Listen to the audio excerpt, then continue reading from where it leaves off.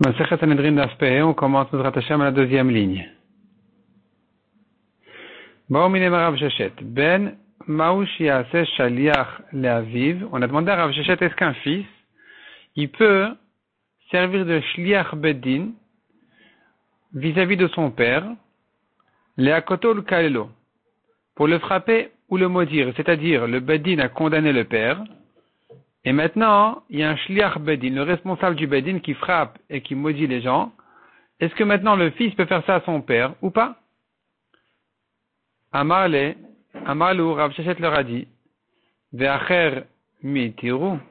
Est-ce que, pour quelqu'un qui n'est pas son fils, généralement, il est permis de frapper un juif ou de le maudire? Et la Kavod Shamim Adif, malgré que généralement il est interdit de frapper ou de maudire un juif, quand il était condamné au Bedin pour le Kavod d'Hachem, alors on a le droit. Achalem Kavod Shamim Adif. Ici aussi pareil, même si c'est son père, puisque de toute façon ça devait être interdit. Et que, pour une raison exceptionnelle, on l'a autorisé, pour le Kavod d'Hachem de condamner les Rechaïm, alors il n'y a plus de différence si c'est son fils ou pas son fils, ça sera permis. Donc Rav Sheshet permet. Metiv la Gemara objecte. Elle ramène une braïta qui fait le raisonnement suivant. Umami shemetouve la koto, metouve shelo la koto. Si déjà quelqu'un sur qui on a la mitzvah de le frapper, on a la mitzvah de ne pas le frapper, c'est-à-dire pas plus que ce qu'il mérite. Il est interdit dans la Torah de le frapper plus que ce qu'il mérite. Misheno metouve la koto, quelqu'un qui n'a pas la mitzvah de le frapper comme son père, et Nodin shemetouve shelo la koto, kalvachomer que c'est interdit pour lui de le frapper. Donc, la Gemara comprend de là, Maïlav idi vidi bimkom mitzvah, n'est-ce pas qu'il s'agit dans les deux cas, dans les deux étapes du raisonnement, il s'agit de quelqu'un sur qui il y a la mitzvah de frapper, et que la Braïta, donc en fait, parle de deux personnes différentes, Habivno, Abeacher, ici il s'agit de son fils, ici il s'agit de quelqu'un d'autre, c'est-à-dire que la Braïta voudrait nous dire, si déjà pour quelqu'un qui n'est pas son fils, qu'il a la mitzvah de le frapper, il n'a pas le droit de le frapper plus que ce qu'il mérite. Quand il s'agit de son fils qui n'a pas le droit de le frapper même les 39 premiers coups, Kalvachomer qui n'aura pas le droit de le frapper plus que ce qu'il a le droit. Et donc, ce serait une objection sur Rav Sheshet, parce qu'on verrait de là qu'un fils n'a pas le droit de frapper son père, même quand c'est une mitzvah du Bedin.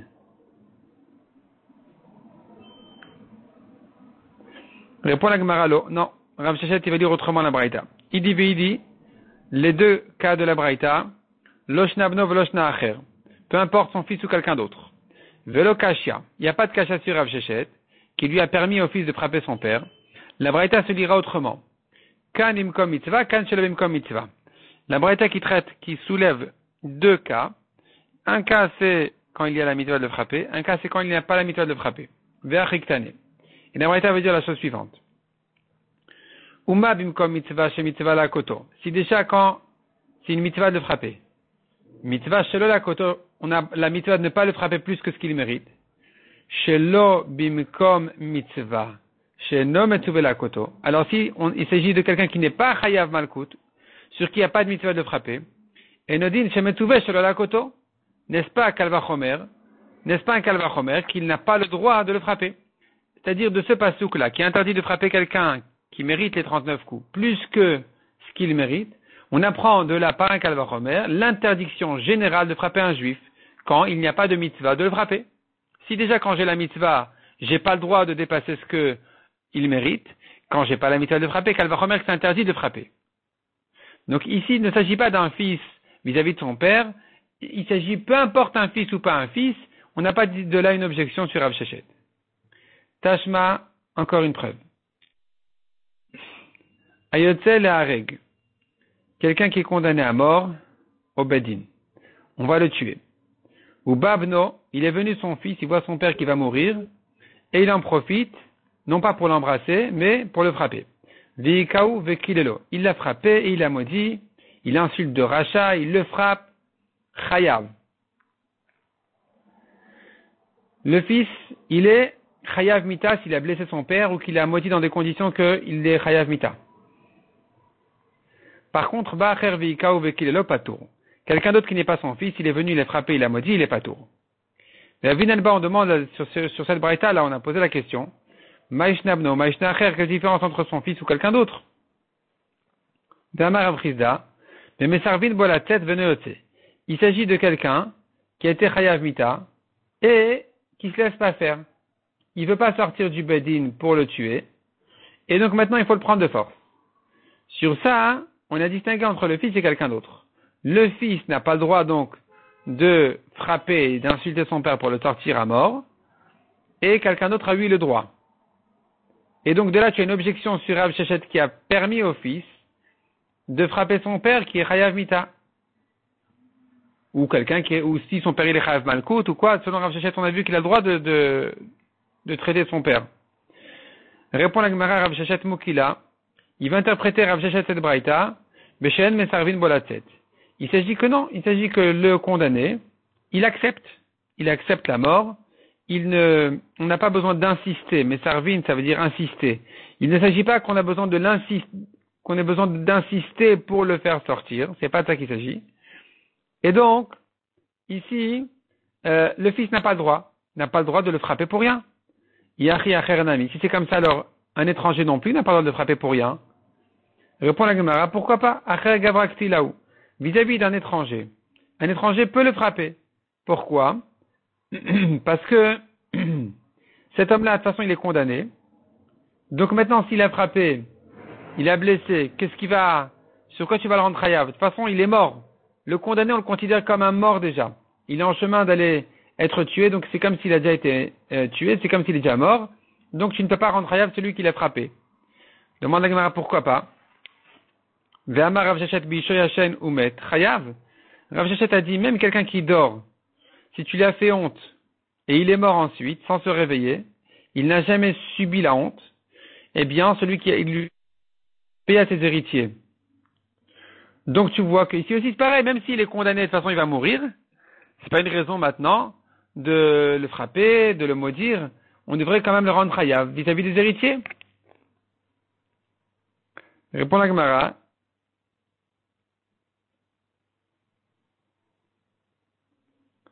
Achadamayaskina, de quoi il s'agit? Il lui a donné un coup que s'il doit le dédommager, ça ne vaut même pas une pruta. Donc il n'y a pas quoi payer ici aux héritiers. C'est pour ça qu'un étranger qui aurait fait ça à ce chayav mita, il est pas tour. Demande la Gemara ve'amar Rabbi Yamim Rabbi Yochanan. Pourtant il a dit Rabbi Yochanan ikawa kashen b'shaveh pruta. Ok, celui qui a donné un coup à son ami et il n'a pas une pruta à payer sur le coup qu'il a donné, alors il sera chayav malkout puisqu'il n'y a pas d'argent à payer. Dans ce cas-là, il est chayav malkout. Et pourquoi on a dit ici qu'il est pas tour, l'étranger qui a frappé le rachat? Répond la Gemara, effectivement, maï patour de Kehamar, qu'est-ce que ça veut dire qu'il est pas tour? Patour mimamon. Il est pas tour d'argent, mais il est chayav malkout. Donc, un étranger qui a frappé celui qui est condamné, s'il lui a donné un petit coup, il est pas tour d'argent, il est chayav malkout.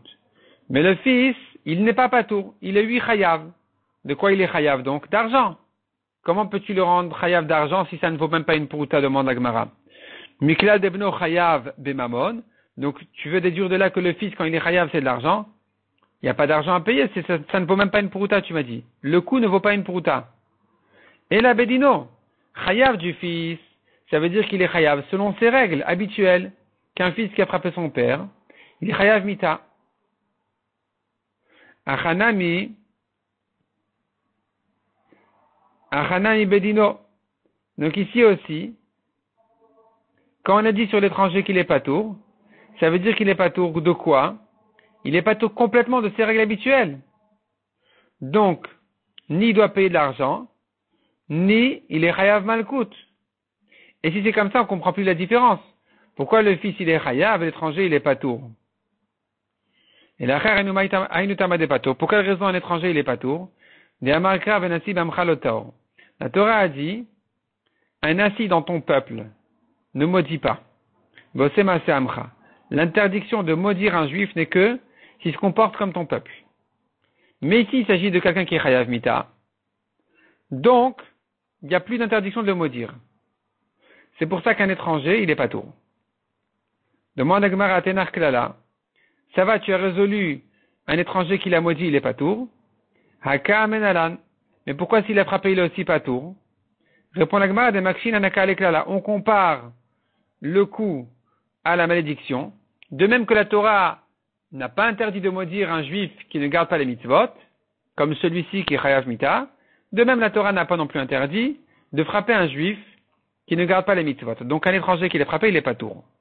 Yachib Nonami, c'est comme ça, alors son fils aussi devrait être patour. Pourquoi tu dis que le fils il est Chayav? Puis voilà que son père c'est un rachat. Donc le fils aussi devrait être patour. Répond la Gemara, Kedamar Rav Pinchas Beshasa Tshuva. Non, il s'agit qu'il a fait Tshuva. C'est vrai qu'il est Chayav Mita, mais il a fait Tshuva. Donc le Bedin, il doit le tuer parce que c'est ça la halakha.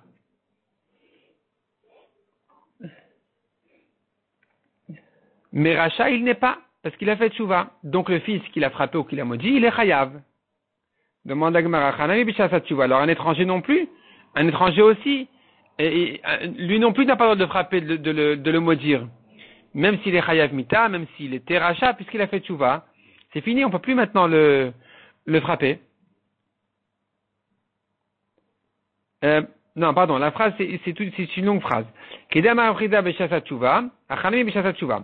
Rav Pinchas a dit ailleurs, dans un autre contexte, il s'agit d'un cas où le rachat a fait Tshuva, alors on va utiliser la réponse de Rav Pinchas chez nous aussi pour dire le père a fait Tshuva. Donc le fils n'a pas le droit de frapper ou maudire son père, et donc il est Chayav.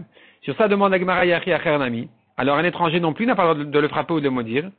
Amar Rav Mari répond la Gemara, Be'amcha. Quand la Torah interdit de maudire quelqu'un de ton peuple, ça veut dire Be'mekuyam chez Be'amcha. Quelqu'un qui est Mekuyam, il est tenu en vie dans ton peuple. Un existant de ton peuple. Et pas quelqu'un qui de toute façon va mourir. Donc celui-ci, un étranger qui l'a maudit, il est patour. Yachib Nonami. Alors c'est comme ça, son fils aussi devrait être patour. On tourne la page, répond la Gemara, Midedava la Harmita. De même qu'après la mort, un fils qui a maudit son père, eh bien, il est Chayav. De la même manière, un fils qui a maudit son père qui est condamné à mort, il est Chayav Mita, parce que qu'est-ce que tu vas dire? Il n'est pas tenu en vie, et alors, même après sa mort, le fils il est Chayav. Tandis que pour un étranger, après sa mort, il est patour. Donc en fait, ce qui se passe ici, c'est qu'on considère le condamné comme s'il était déjà mort, et donc vis-à-vis de quelqu'un d'autre, il est patour, mais vis-à-vis du fils, mais quand c'est un fils, vis-à-vis de son père, il est Chayav. Il est Chayav parce que même après sa mort, il est encore Chayav. Maya ve'ala. La Gemara demande donc quelle est la conclusion concernant notre question, à savoir, est-ce qu'un fils peut être un shliach beddin pour frapper son père qui est Chayav Malkut? Amar Rabba Barav Una, Dechen Tana Deve Rabbi Ishmael. Il a dit Rabba Barav Una et ainsi a enseigné une braïta de Rabbi Ishmael. La kol, dans tous les cas, En aben asa shliach la'aviv. Un fils ne peut pas être un shliach beddin vis-à-vis de son père. Le'akoto ou kalelo, pour le frapper s'il est chayav malkout ou le maudire quand le beddin veut le mettre en idou ou quelque chose comme ça. Chutz, sauf un cas, que le fils a le droit, oui, de frapper son père, mimesit. Si le père a séduit quelqu'un à faire avodah zara, là, il n'y a plus de pitié. La Torah dit tu n'as pas le droit d'avoir pitié sur lui, ni de couvrir sa faute. Dans ce cas-là, c'est fini. Le fils a le droit même de frapper et de maudire son père. Mishnah suivante. Amaka aviveimo. Celui qui a frappé son père ou sa mère, et no chayav atiase ben chabura. Il n'est chayav que si il les a blessés, il les a fait saigner. Zechomer bemekalem bemake. Voici une chumra concernant celui qui a maudit de plus que celui qui a frappé. Shamkalel acharmita chayav. Un fils qui a maudit ses parents après leur mort, il est chayav. Tandis que makel acharmita patour. Celui qui a frappé ses parents après leur mort, il est patour. Parce qu'il ne peut pas les faire saigner, il ne peut pas les blesser. Ça ne s'appelle pas une blessure, ça ne s'appelle pas qu'il les a fait saigner. Tanoura Banan. Aviv Veimo Kilel. La Torah dit, un homme qui maudit son père ou sa mère, son père et sa mère il a maudit, il est chayav. Ce passage là vient de nous apprendre, l'echarmita. Même après la mort de ses parents, il est chayav. S'il les a maudits. J'aurais pu croire puisque la Torah dit que celui qui a frappé, il est chayav, et celui qui a maudit ses parents, il est chayav aussi. Alors j'aurais pu les comparer. Mamaken no chayav ala mechaim, de même que le frappeur n'est chayav que de leur vivant. Afam kalel no chayav ala mechaim, de même celui qui les a maudits ne serait chayav que de leur vivant, et pas après leur mort, puisque le frappeur non plus n'est pas chayav après leur mort. Comme on a dit, après leur mort, tu peux pas les blesser. Veod et encore kalvachomer.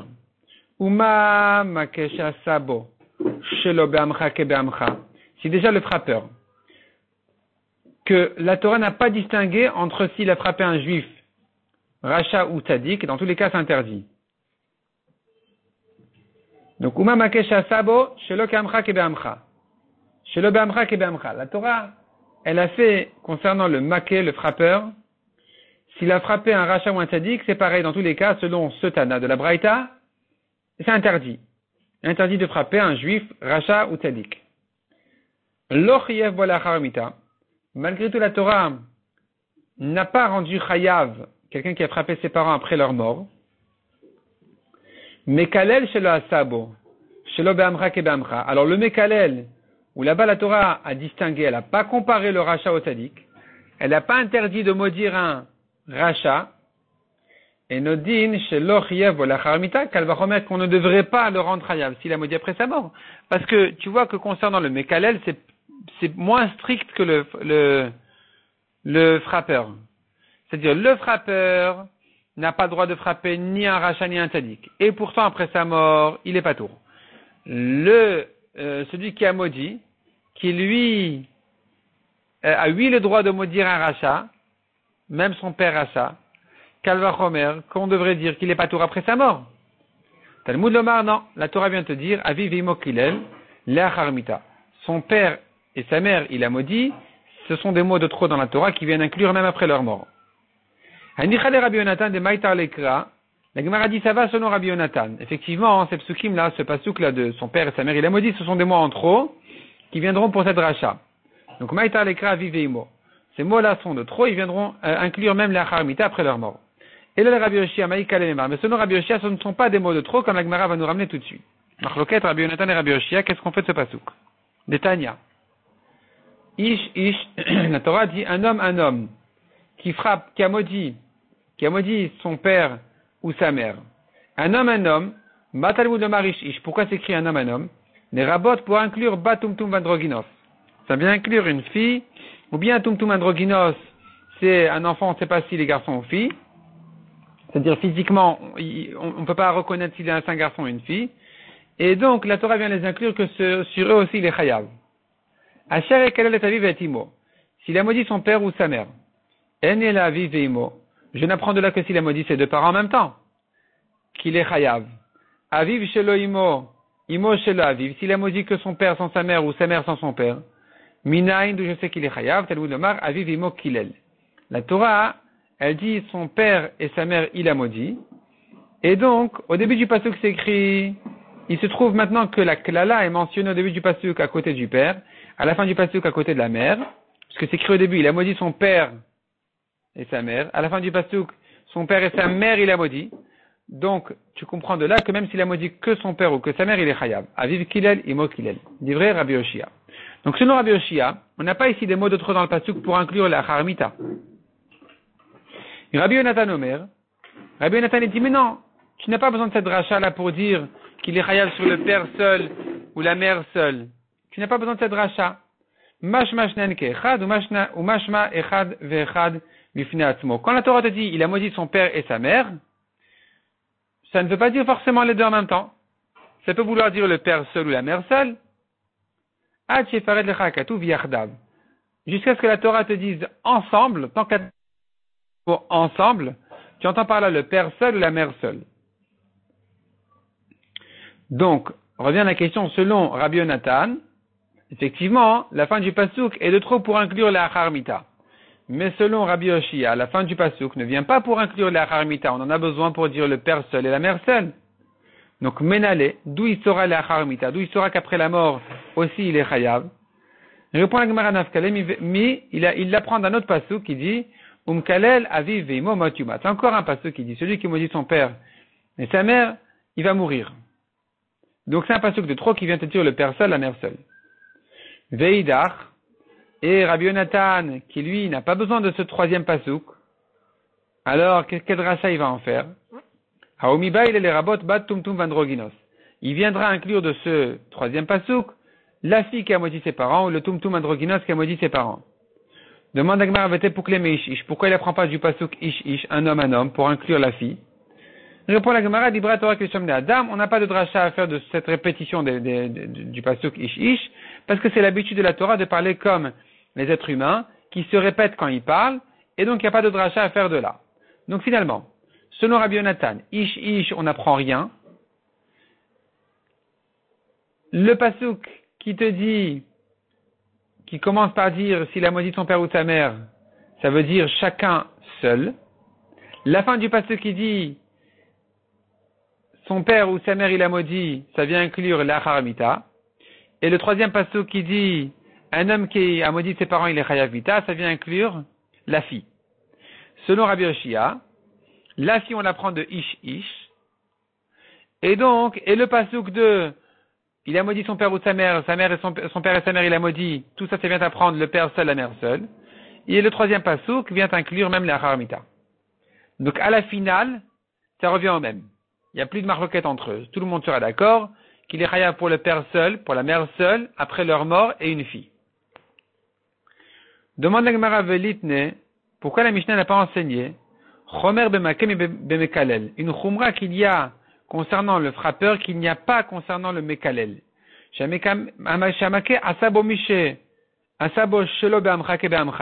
Le frappeur, on a bien dit dans la Braïta que aussi bien s'il a frappé un tzadik qu'un rachat, il est chayav. Machen ken mekalel, alors que le mekalel n'est chayav que pour un tzadik, pas pour un rachat. Répond la Gemara Kassavar à notre Mishnah, elle pense Makshina naka leklala. On compare le maké au mekalel, donc de même que le mekalel il a le droit de maudire un rachat, de même le maquet a le droit de frapper même son père, sa mère quand ils sont rachats. Et donc il n'y a pas ici de chumra de l'un sur l'autre. La Gemara dit lema netane kanetane. Disons que les Tanaïm suivants sont marloquettes sur la même marloquette que nous venons de voir entre la Mishnah et la Braïta. C'est-à-dire, la Braïta avait dit que frapper, c'est interdit même sur un rachat. La Mishnah, qui n'a pas donné cette différence entre le maquet et le mekalel, elle pense pas comme ça. Elle pense que de même que le mekalel c'est permis pour un rachat, le maquet aussi. Donc nous avons une marloquette, est-ce qu'il est permis de frapper un rachat, oui ou non, un juif rachat? Est-ce que j'ai le droit de le frapper comme ça, parce que j'ai envie? Ou pas? Selon la Mishnah, c'est permis, selon la Braïta, c'est interdit. La Gemara vient nous ramener maintenant une autre marloquette anaïm, comme celle-là. D'Etan Echada. Une Braïta dit, Kuti c'est un goy qui est converti et qui garde pas les mitzvot, qui gardait mal les mitzvot. Et donc, on verra est-ce qu'on le considère comme un goy ou comme un juif, est-ce que la conversion était mauvaise a priori, ou bien c'était une bonne conversion mais après ils ont mal tourné. En tout cas, on les appelle les kutim. Les kutim c'est les gens de kuta qui sont convertis. Ata metsuva la kaato. La première Braïta dit, tu es ordonné de ne pas le frapper. Veyata metsuva kilato, mais tu n'es pas une interdiction de le maudire. Vetania idar autre Braïta. Iyata metsuve lol kilato vela la kaato. Tu n'as ni mitzvah de ne pas le maudire, ni mitzvah de ne pas le frapper. Donc tu as le droit de frapper, tu as le droit de maudire. Le kuti. Svarua, on pensait au Beth Midrash dire, des koulé alma, que selon ces deux braïtot, kutim gere emeten, on considère les kutim comme des vrais convertis, des juifs. Maïla va kamiflege. Donc quelle est leur marloquette si j'ai le droit de frapper ou pas? Demar savar makshina naka leklala. La braïta qui permet de frapper, elle compare haka'a à klala, et que donc tu as le droit de frapper un rachat de même que tu as le droit de maudire. Ou mar savar, et la braïta qui interdit de le frapper, elle pense. Lo makshina naka leklala. On ne compare pas haka'a à klala. Donc maudire un rachat c'est permis, mais frapper c'est interdit. La Gemara dit lo. Non, c'est pas ça leur marloquette. Découle alma lo makshina naka leklala. Tout le monde est d'accord qu'on ne compare pas haka'a à klala. Maudire c'est permis, frapper c'est interdit. Et alors pourquoi une braïta qui permet même de le frapper? Ve'achabea kamiflege, leur marloquette des deux braïtot, elle est à savoir, est-ce que tu les considères comme des juifs ou comme des goïms? Mar savar kutim geré meten. La braïta qui interdit de les frapper, elle pense, ce sont des vrais convertis. Et donc, même si c'est des réchaïm aujourd'hui, tu n'as quand même pas le droit de les frapper. Parce qu'on ne compare pas à Haka'a Klala, ou Mar savar kutim geré arayoten. La braïta qui permet de les frapper, elle dit non, ils sont convertis sous la pression et la peur des lions qui les dévoraient. Et donc, ils ont fait tchouva, ils sont convertis. Parce que l'histoire, en fait, a été que ces gens-là de Kouta ont été ramenés en Israël. Quand les 10 tribus ont été exilées par Sancheriv, Sancheriv a rempli la terre d'Israël avec des goïms. Ces goïms-là sont arrivés en Israël, ils faisaient Avodah Zara, ils étaient dévorés par des lions. Donc, ils ont eu peur, ils ont compris que c'est à cause de la Avodah Zara, ils sont convertis du coup, sous crainte des lions. Maintenant, est-ce que c'est une conversion sérieuse ou pas? C'est la marloquette. Est-ce que tu dis Geré Arayot, c'est des convertis de lions, ou Geré Emet, c'est des vrais convertis? Donc ici, le Tana qui permet de les frapper, il dit non, c'est des goïms, c'est des convertis de lions, c'est des goïms. Mais si c'était des juifs, même Rechaïm, on n'aurait pas eu le droit de les frapper. Yachi demande à Gemara, si c'est comme ça, Aïle Dektan et Allah, c'est bien ce que nous avons appris sur cette braïta, Vesherok et Israël, le taureau du Kouti est comme le taureau d'un juif, c'est-à-dire, de même que le taureau d'un juif qui est encore né, le taureau d'un juif, s'il était tam, il n'a pas l'habitude d'encorner, il paye khatinezek, la moitié du dommage. S'il est mouad, il a l'habitude d'encorner, il paye le dommage entier. S'il a tué le taureau d'un goy, il est pas tour. De la même manière, le taureau d'un kouti, on le juge comme le taureau d'un juif. Donc ne me dis pas maintenant, c'est des convertis de lion. Tu dois dire que c'est des vrais convertis. Parce qu'un goy, que son taureau a encorné un taureau d'un juif, il est chayav tout le temps les exhalem, il doit le dédommager entièrement. Il n'y a pas tam, mouad, tout ça. Et la shmamina bekesh applique shmamina. Tu es obligé de dire que ces deux braïtas sont d'accord, que ces convertis-là, ces koutim, sont des juifs, sont des vrais convertis. Et c'est pour ça que le taureau est jugé comme le taureau d'un juif. Maintenant, pour le frapper, la marloquette, elle est-ce que frapper un rachat c'est permis ou pas? Au bedin, c'est sûr que c'est permis. Mais en dehors du bedin, est-ce que c'est permis ou pas? C'est ça la marloquette. Est-ce que tu compares l'interdiction de frapper à l'interdiction de maudire un juif? Et que tu diras de même que de maudire un rachat c'est permis, de même frapper c'est permis? Ou non, tu compares pas. Et ce sera ça la marloquette entre ces deux braïtot, qui est la même marloquette entre notre Mishnah et la première braïta qu'on avait vue au début de la Sugya. Au début du sujet ici sur la Mishnah. Mishnah suivante. Nous avons encore quelqu'un qui est Chayav, Mita, Chenek. De qui il s'agit? Celui qui a kidnappé un juif. Un juif qui a volé un juif. Agonev nefesh mi Israël. Eno Chayav, atiernissen lirshuto. Celui qui a volé un juif n'est chayav que si il l'a rentré chez lui. Rabbi Yehuda Omer atiernissen lirshuto vishtamesh po. Rabbi Yehuda dit, il s'agit qu'il l'a rentré chez lui et qu'il l'a fait travailler, il l'a utilisé. Le voleur s'est servi de son prisonnier. Chez Nehemar, vit amerbo umcharo. La Torah a dit, il a volé un juif, et il l'a fait travailler, et il l'a vendu, il est chayav mita. Le voleur est chayav mita. Agonevet bno, celui qui a volé son propre fils. Rabbi Ishmael, beno shel Rabbi Yochanan ben Broka, mechayev. La chachamim potrin. Donc nous avons là-dessus une marloquette anaïm, est-ce qu'il est chayav mita ou pas? Ganav mishechetiovet vechetio ben chorin, celui qui a volé un homme, qui est moitié esclave, moitié libre. Il avait deux maîtres, un l'a libéré, l'autre non. Donc il est moitié esclave, c'est pas un juif. Le côté esclave, la partie esclave n'est pas juif. Rabbi Yehuda mechayev, chachamim potrin, à nouveau nous avons une marloquette, est-ce qu'il est chayav mita ce voleur ou pas? Demande la Gemara avec Tanakama le Baïmour. Tanakama n'a pas besoin d'utiliser l'esclave volé pour être chayav mita.